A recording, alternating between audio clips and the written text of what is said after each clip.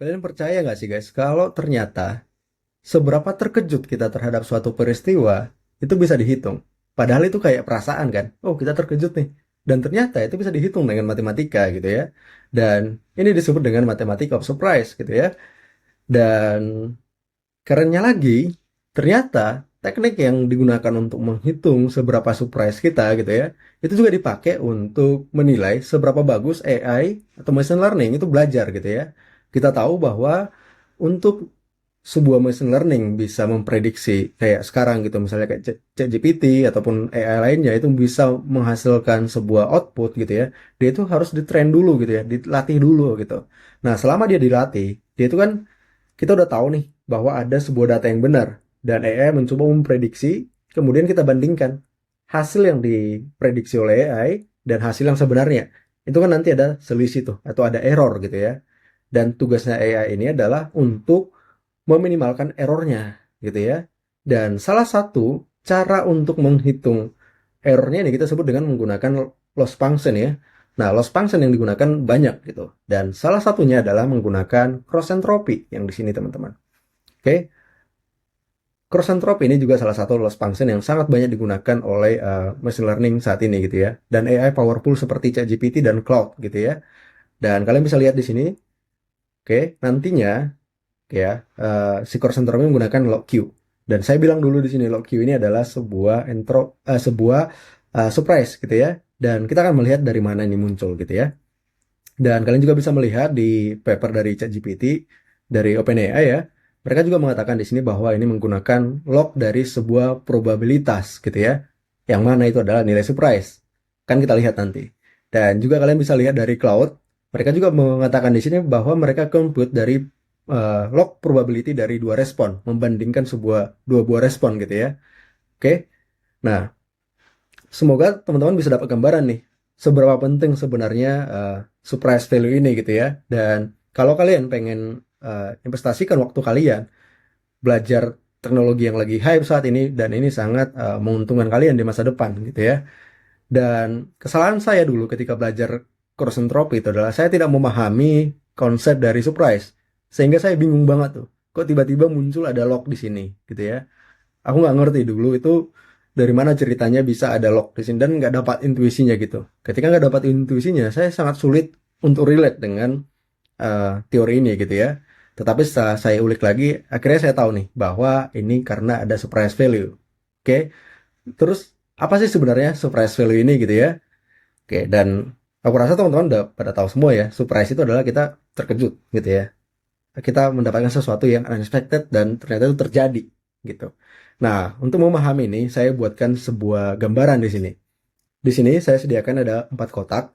Pertama, ada box A yang di sini ada anggap aja ini sebagai kotak ya yang diisi bola gitu.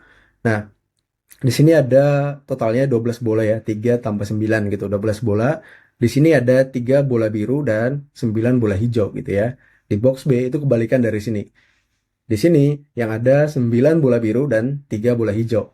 Box C itu sama nih jumlah bola biru dan bola hijau gitu ya. Dan di box D itu semuanya bola hijau, nggak ada bola biru. Nah, sebelum kita bahas tentang surprise, oke, coba saya tanyakan dulu teman-teman nih. Oke, untuk box A, oke ya. Nah, mana lebih sulit mendapatkan bola biru atau bola hijau? Nah, pasti teman-teman udah tahu nih, akan lebih sulit mendapatkan bola biru. Karena hanya sedikit bola biru di antara banyak bola hijau gitu ya. Jadi sangat kecil kemungkinan kita untuk mendapatkan bola biru. Sementara di kotak B, oke, kita akan lebih sulit mendapatkan bola hijau daripada bola biru gitu ya. Ya kan ya? Karena lebih banyak bola biru di sana daripada bola hijau. Oke, kalau kalian disuruh ngambil dari kotaknya dan kemungkinan besar kalian akan kebanyakan mendapatkan bola biru di kotak B gitu ya. Kalau di sini kalian mendapatkan bola hijau. Nah, bagaimana dengan C? Di sini jumlahnya sama nih, ya kan? Jumlahnya sama. Jadi untuk mendapatkan bola A ataupun bola hijau ataupun bola biru itu ya kemungkinannya setengah-setengah gitu ya. Dan di kotak D untuk mendapatkan bola hijau itu sangat mudah karena semuanya bola hijau gitu ya. Kalian tutup mata blok-blok gitu, semua langsung dapat bola hijau gitu ya. Tapi untuk mendapatkan bola biru di sini tidak mungkin. mustahil gitu kan. Dan tentunya teman-teman pasti familiar dengan konsep ini, ya kan ya? Dan konsep yang membahas ini disebut sebagai probabilitas, gitu ya. Nah, kita bisa menghitung secara angka gitu ya. Dari mana kita tahu mendapatkan bola biru itu lebih sulit daripada mendapatkan bola hijau di kotak A gitu ya. Kita tahu karena probability dari bola biru itu lebih kecil dari probability bola hijau gitu ya. Nah, probability itu apa sebenarnya gitu ya? Yap, kemungkinan gitu ya. Nah, kemungkinan itu kan rumusnya adalah eh, angka atau jumlah dari data yang kita harapkan dibagi dengan jumlah keseluruhan data gitu. Misalnya kita mengharapkan bola biru di sini. Berarti kita hitung dulu nih, ada berapa bola biru dalam sana? Oke, ada 3. Dan ada berapa keseluruhan bola? Ada 12 gitu kan. Nah, itu kan sama aja mengatakan 3/12 atau mungkin saya akan mendapatkan sepertiga, enggak sepertiga ya. Seperempat ya, ya seperempat gitu ya. Seperempat dari seperempat kali daripada jumlah bola yang di sini gitu ya. Oke, itu kita sebut sebagai probabilitas gitu. Nah, sama juga kayak di sini kita mendapatkan probabilitas lebih tinggi untuk bola biru daripada bola uh, hijau gitu ya. Kalau di sini kita melihat probabilitasnya sama. Dan di sini probabilitas dari bola biru itu nol karena nggak mungkin kita dapatkan bola biru yang isinya semua bola hijau gitu ya. Dan untuk probabilitas dari bola hijau itu adalah 1, 12/12 gitu ya. Oke, 1 itu pasti terjadi gitu. Nah, sekarang kita ganti nih pertanyaannya. Oke, sekarang saya tanyakan seperti ini. Kalau kalian, oke, kalau kalian mendapatkan bola biru di sini, kalian akan lebih terkejut nggak daripada mendapatkan bola hijau? Ya kan? Tentu iya, karena bola biru itu lebih sulit didapatkan daripada bola hijau. Jadi ketika kita mendapatkan sesuatu yang lebih sulit, itu kita lebih surprise, kita lebih terkejut, gitu kan? Nah, semakin kecil probabilitas dia muncul gitu ya, semakin terkejut kita gitu. Sama kayak orang menang lotre gitu ya. Kan hanya satu pemenang dari sekian banyak opsi gitu. Jadi kalau kita menang, kita sangat terkejut banget gitu. Kita sangat merasa surprise gitu. Oke? Karena kemungkinan terjadinya itu sangat-sangat kecil. Sehingga nilai surprise kita makin gede. Oke? Jadi dapatkan ya intinya di sini. Jadi bisa singkat di sini adalah bahwa surprise itu adalah kebalikan dari probability gitu ya. Nah, kita lihat dulu di sini. Oke, saya udah buat catatan di sini. Nah, jadi surprise itu adalah kebalikan dari probability. Semakin kecil probability-nya, semakin besar nilai surprise yang kita dapatkan gitu ya. Semakin surprise kita gitu ya. Dan semakin besar probability-nya, semakin kecil nilai surprise-nya gitu. Contoh kayak mengambil bola biru di sini. Ya, biasa aja kita gitu kan. Karena ya bola biru banyak daripada bola hijau gitu. Jadi nilai surprise kita itu jauh lebih kecil ketika mendapatkan bola biru daripada mendapatkan bola hijau di sini. Oke? Dan kalau untuk data yang di sini, kayak bola di sini, ya kita nggak surprise gitu ya, biasa aja gitu ya. Biasa aja karena ya seimbang datanya gitu ya. Kalau di sini, kalau kita mendapatkan bola hijau, ya expected gitu ya. Karena memang isinya semua bola hijau gitu. Tapi kalau kita mendapatkan bola biru tiba-tiba, bayangkan seberapa terkejutnya kita gitu ya. Karena nggak mungkin gitu. Dan makanya ini nol kan. Jadi kalau dia nanti nol, rasa terkejut kita itu jadi tak hingga gitu. Sangat besar banget gitu. Tapi kalau dia sudah pasti terjadi gitu ya. Sudah pasti terjadi ya. Surprise kita tuh ya nol. Nggak ada surprise gitu. Oke. Dan di sini teman-teman. Bisa kalian lihat di sini ya. Tidak ada surprise ketika suatu event itu sudah pasti terjadi. Apa yang membuat kita terkejut? Udah pasti terjadi kok gitu kan. Tetapi kalau sebenarnya itu tidak mungkin terjadi, tapi terjadi. Nah, disitulah nilai surprise kita itu sangat tinggi banget gitu. Makanya semakin kecil atau semakin mendekati nol, nilai surprise kita itu semakin tinggi gitu ya. Oke? Nah, ini di keep dulu nih definisi ini, karena ini akan membentuk pandangan kita nanti bagaimana rumusnya dibentuk gitu ya. Dan juga di sini teman-teman. Oke? Nah, kalau teman-teman pernah belajar statistika dan probabilitas gitu ya, kita tahu bahwa dua independent event, atau nggak harus dua sih. Kalau ada event yang terjadi secara independen gitu ya, atau paralel, nah, kemungkinan dua event itu terjadi secara bersamaan, itu sama dengan probability-nya itu dikalikan gitu. Nggak masuk akal ya kenapa dikalikan pertama ya, tapi kita akan buat masuk akal nih. Nah, sebagai contoh ya, oke, kita di sini memilih secara bersamaan bola di box A dan box B. Terus kita ditanya nih, probability kita mendapatkan bola biru di box A dan bola hijau di box B secara bersamaan bagaimana gitu ya. Nah, coba secara intuisi dulu kita pahami di sini. Secara intuisi dulu. Kita tahu mendapatkan bola biru di sini sangat kecil kemungkinannya daripada mendapatkan bola hijau. Dan di sini juga sangat kecil untuk mendapatkan bola hijau di sini daripada bola biru. Nah, bayangkan dua objek yang sangat-sangat kecil kemungkinannya didapatkan, satu aja udah kecil nih untuk mendapatkannya gitu ya. Dan kita pengen mendapatkannya secara bersamaan. Harusnya semakin tidak mungkin nggak? Atau semakin kecil nggak kemungkinannya? Harusnya semakin kecil kan? Karena untuk mendapatkan satu aja nih dari ini udah sulit gitu. Ditambah bersamaan dapat gitu. Jadi harusnya makin kecil gitu ya. Dan kita tahu nilai dari probability itu adalah bukan di antara 0 sampai 1 gitu ya. Dan misalnya bisa 0,5, 0,8, 0,25 dan segala macam gitu ya. Yang kita tahu nilainya itu adalah 0,1 ataupun 1 dan 0 gitu ya. Pokoknya kebanyakan 0, gitu.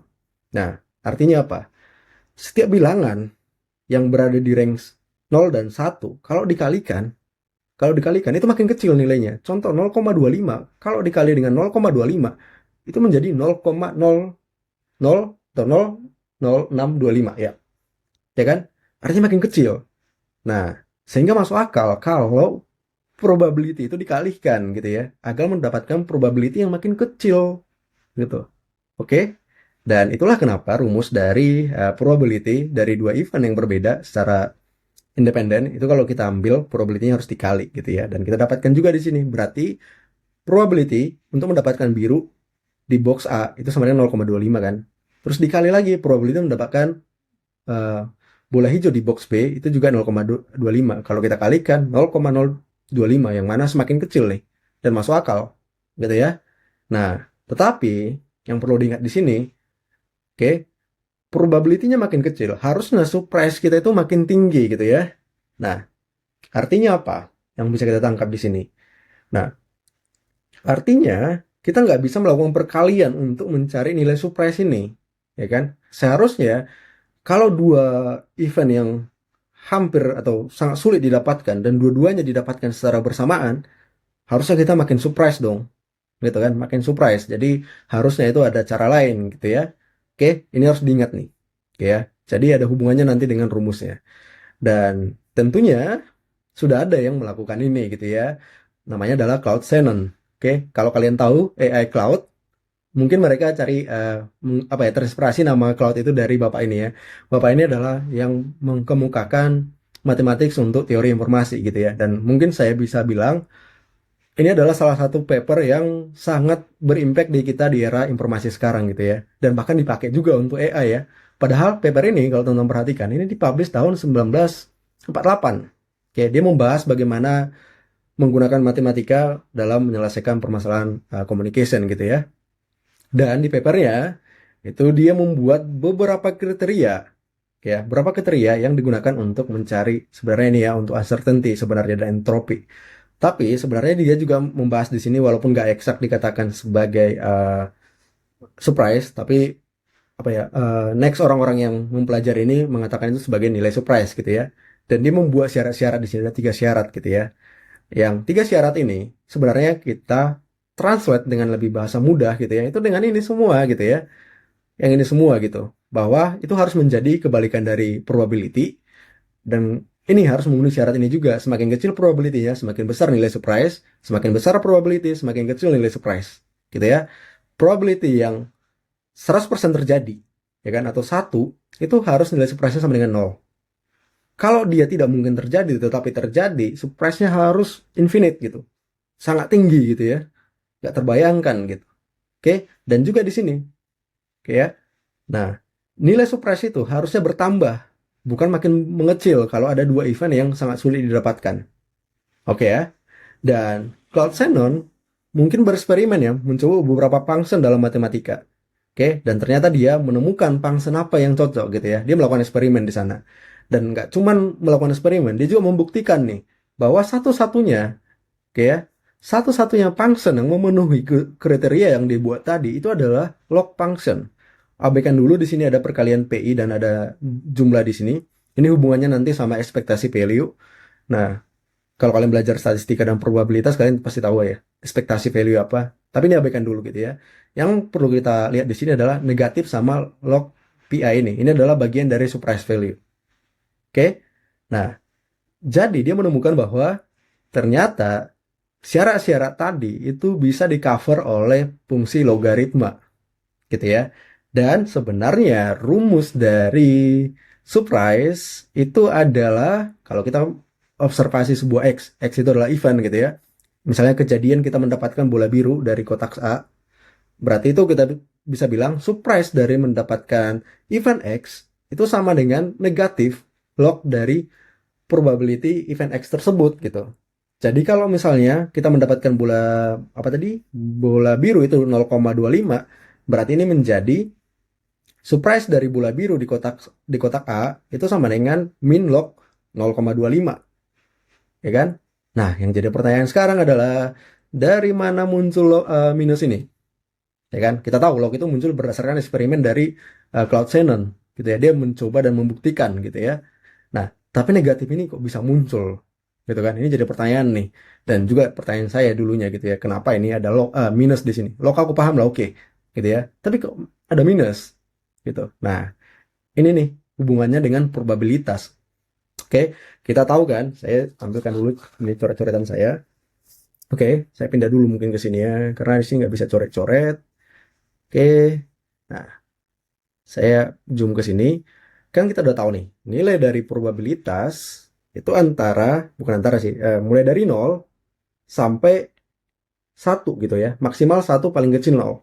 Oke, berarti nilai di antaranya itu kebanyakan 0, kan? Mungkin kayak 0,1, mungkin ada juga 0,02, 0,345 dan semacamnya. Artinya itu 0, sekian gitu ya. Nah, ups. Nah, semua angka yang 0, ini atau 1 dan juga lain-lainnya itu bisa dituliskan menggunakan persamaan gini ya. Misalnya adalah 1/10. Oke. Ini juga menjadi 2/100. Ini menjadi berapa nih? 345/1000, ya kan? Ini hal yang sama gitu. Dan ini juga kita bisa tuliskan dalam eksponensial, itu adalah 10 pangkat minus 1. 1 dikali 10 pangkat minus 1 gitu ya. Yang ini 2 dikali 10 pangkat minus 2. Dan yang ini juga adalah 345 dikali 10 pangkat minus 3. Oke? Nah, coba sekarang kita main-mainkan angka ini, masukkan ke dalam logaritma gitu ya. Sekarang kita geser dulu ke sini. Oke? Kita buat nih. Anggap tadi ada kata negatif di sini ya. Negatif, oke. Logaritma dari ini probability nilainya di antara ini. Jadi kita random pick aja. Misalnya 2 kali 10 gitu ya. Atau log 0,02 gitu ya. Nah, ini kan bisa kita tulis menjadi min log dari 2 dikali 10 pangkat minus 2. Gitu kan. Nah, ini min log, oke. 2. Nah, sifat logaritma kan kalau ada log A dikali B, itu kan sama dengan log A plus log B, ya kan? Nah, ini kita bisa buat nih. Minnya kita kurangi dulu sampai sini. Terus log 2 ditambah dengan log 10 pangkat 2, ya kan? Ini kita tutup lagi nih. Nah, kita tahu juga kalau ada perpangkatan kayak gini, kalau ada di logaritma ya, oke, di logaritma itu kalau ada misalnya misalnya ini 10 pangkat K gitu ya. Nah, K-nya bisa kita pindah ke depan. Jadi, K kali 10 pangkat, log dari 10 gitu ya. Oke, nah sekarang kita tulis kayak gitu. Oke, saya geser dulu ke sini. Min, kita kurungnya tutup dulu di sini. Terus, log 2. Oke, terus ini jadinya plus, ya kan? Ini min 2 dikali log dari 10.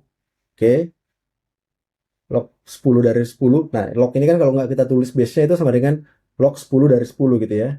Nah, log 10 dari 10 itu sama dengan 1. Karena satu-satunya yang membuat 10 dipangkatkan dengan sesuatu sama dengan 10 adalah 1. Ya, jadi ini 1. Nah, kita tulis nih. Sekarang kita tulis lagi, berarti min log 2. Jadi ini kan dikurang 2 dikali 1, ya kan? Nah, sama dengan min log 2 dikurang 2. Nah, ini yang menarik nih. Oke, ini yang menarik. Oke. Nah, kalau setiap angka yang tadinya kita bisa petakan dengan konsep kayak gini ya. Oke. Nah, itu kita bisa jamin sebenarnya nilai di sini pasti lebih kecil daripada nilai di sini. Oke. Ini juga ada hubungannya dengan problem kayak apa ya? Coding interview ya. Pernah nggak kalian ditanya mencari panjang dari sebuah angka tanpa harus convert dulu ke string? Oke? Dan salah satu cara untuk mencari panjang dari sebuah angka gitu ya, itu adalah dengan logaritma. Oke? Nah, nanti akan saya buatkan khusus untuk logaritma sebenarnya intuitifnya seperti apa gitu ya. Tapi untuk sekarang perlu kalian ingat bahwa logaritma itu juga bisa mencari sebuah angka gitu ya, panjang dari sebuah angka. Oke? Dan ini pasti lebih kecil. Kalau nggak percaya, oke, kita buat kalkulator gitu ya. Saya akan buka kalkulator di sini. Coba kita cek log 2. Log dari 2. Coba 0,3 gitu ya. Lebih kecil dari 2. Oke. Nah, kita tulis dulu ya 0,3 ya. 0,3. Oke, ini 0,3 artinya menjadi min 0,3 dikurang 2. Itu min 0,7. Ini minus ya. Karena lebih besar di sini. Jadinya apa? Jadinya positif 0,7. Nah, oke. Jadi negatif itu muncul agar nilai surprise jadi positif. Gitu. Jadi memang disengajakan ditambahkan minus di sana. Karena kita tahu semua persamaan ini nantinya yang bisa dituliskan dengan persamaan seperti ini, oke, persamaan seperti ini, itu akan menghasilkan bilangan negatif. Jadi kita harus kalikan min 1 agar jadi positif gitu ya. Karena lebih masuk akal nilai surprise itu jadi bilangan positif. Oke. Nah, kalau kalian nggak percaya juga nih, misalnya ini 3, 4, 5 gitu ya.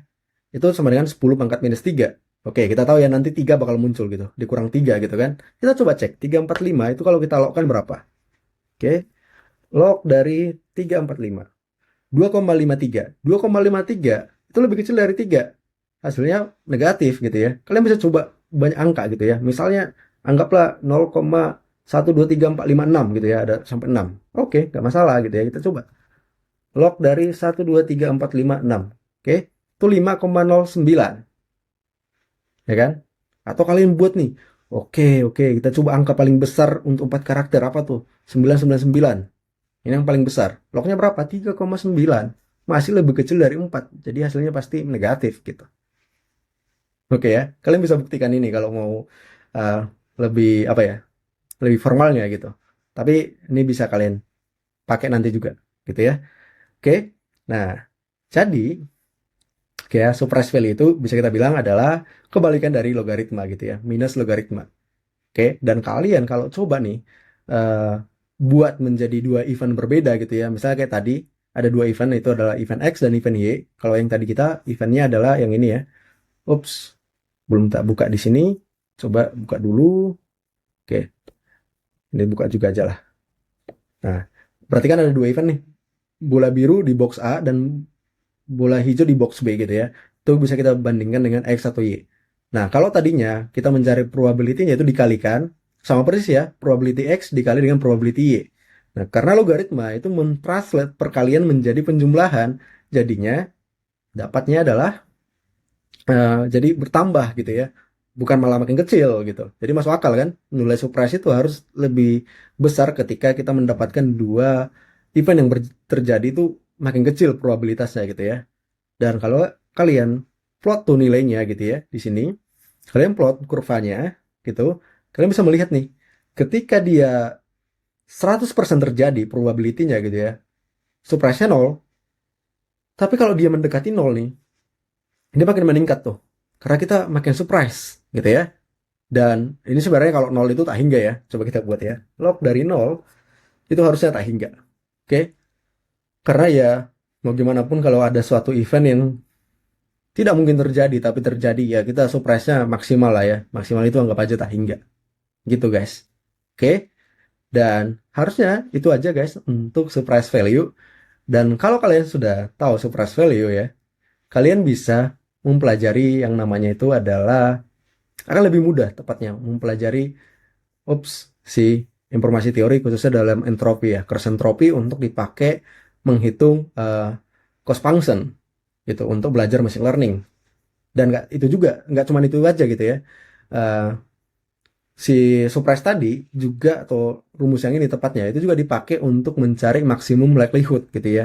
Itu salah satu teknik powerful di dalam statistik yang digunakan untuk mencari parameter yang sesuai untuk memaksimalkan probabilitas gitu ya.